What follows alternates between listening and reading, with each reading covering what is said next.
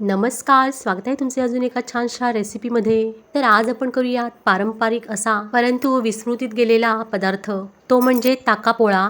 त्याला तुम्ही पारंपरिक ब्रेड असे सुद्धा म्हणू शकता. त्यासाठी इथे मी 1 वाटी तांदूळ घेतले आहेत. ते स्वच्छ धुवून 1 दिवस सावलीमध्ये किंवा उन्हामध्ये वाळवून घ्यायचे आहेत. तांदूळ घेताना इथे जुना तांदूळ घ्यायचा आहे किंवा कोणताही रेशनचा तांदूळ घेतला तरी सुद्धा चालेल. तांदूळ इथे वाळल्यानंतर कढईमध्ये घालून 5 मिनिटं किंवा पांढरा पडेपर्यंत तांदूळ भाजून घ्यायचा आहे. आणि चॅनलवर तुम्ही प्रथमच रेसिपी पाहत असाल तर चॅनलला सबस्क्राईब सुद्धा करा आणि रेसिपी आवडली तर रेसिपीला एक लाईक सुद्धा करा. तांदूळ भाजून झाल्यानंतर पूर्णपणे गार करून घ्यायचे आहेत आणि मिक्सरला रवाळ असे वाटून घ्यायचे आहेत. आता हा रवा एका मोठ्या भांड्यामध्ये काढायचा आहे. नंतर यामध्ये 1 वाटी भरून ताक घालायचे आहे. ताक घेताना फार आंबट पण नसावे आणि फार गोडही नसावे.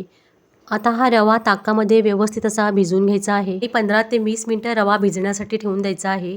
रवा छान भिजला की त्यामध्ये चवीनुसार मीठ घालायचं आहे आणि 1 ते 1.5 चमचा साखर घालायची आहे. आता साखर आणि मीठ विरघळेपर्यंत मस्त असं मिक्स करून घ्यायचं आहे आणि 5 मिनिटासाठी झाकून ठेवायचं आहे, म्हणजे साखर आणि मीठ छान अशी विरघळेल. आता यातील निम्मे मिश्रण दुसऱ्या भांड्यामध्ये काढून घ्यायचं आहे. आता एका भागामध्ये चिमूटभर खाण्याचा सोडा घालायचा आहे.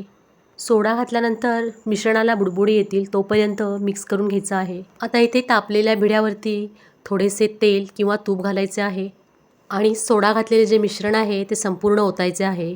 आणि मिश्रण ओतून झाल्यावरती अजिबात पसरवायचे नाही, म्हणजे ब्रेडप्रमाणे गुबगुबीत आणि मऊ लुसलुशीत असा ताकापोळा तयार होईल. आणि अर्धा मिनिटासाठी झाकण ठेवायचं आहे. आणि पहा कसा ताकापोळा मस्त असा फुलून आला आहे. आता यावरती चमचाभर लोणी घालायचं आहे. आता हा ताकापोळा पलटी करायचा आहे आणि दुसऱ्या बाजूनी गोल्डन ब्राऊन होईपर्यंत छान असा भाजून घ्यायचा आहे. आणि दुसऱ्या बाजूनी सुद्धा मिनिटभर भाजून घ्यायचा आहे. आणि हे पहा मस्त असा ताकापोळा तयार आहे.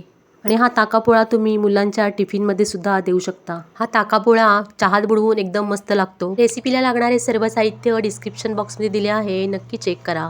आणि ही पारंपरिक ब्रेड किंवा ताकापोळ्याची रेसिपी आवडली असेल तर रेसिपीला एक लाईक करा आणि चॅनलवर नवीन असाल तर चॅनलला सबस्क्राईब सुद्धा करा. रेसिपी पाहिल्याबद्दल सगळ्यांचे खूप खूप धन्यवाद. आता भेटू पुढील रेसिपीमध्ये. तोपर्यंत नमस्कार.